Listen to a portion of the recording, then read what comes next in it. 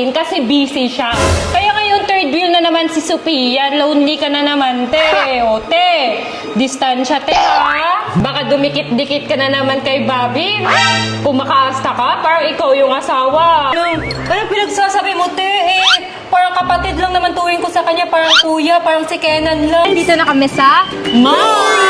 Ayan, so mamimili na kami ng mga black Let's go! Pate, color black ba to? Te, hindi ka ba marunong tumingin ng kulay? Brown yan, no? Te, grabe ka, te. May siguro pwede na to, no? Pwede kasi may puti siya sa gitna. Hindi naman siya black talaga. Hindi, huwag kang kumain, te. Paano na yung breakfast natin, guys? Oo na, okay na.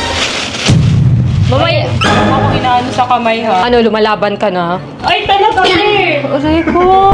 Lalaban talaga ako, te. Kanina ka pa, ha? Ano kanina pa? Grabe ka, ha? Alam mo Ano ng buhok, ha? Anong niluluto mo ba?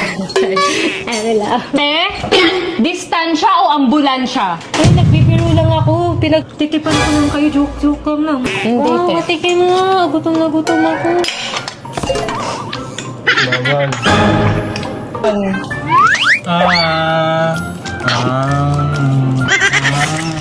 Oh no!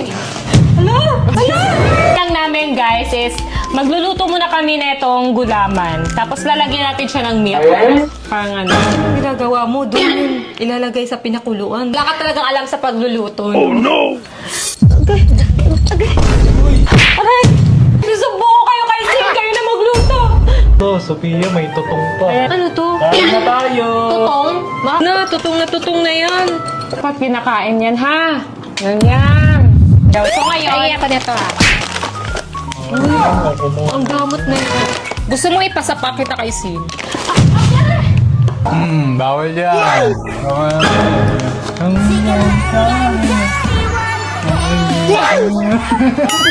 Umalis ka dyan kasi hindi ka naman marunong magluto.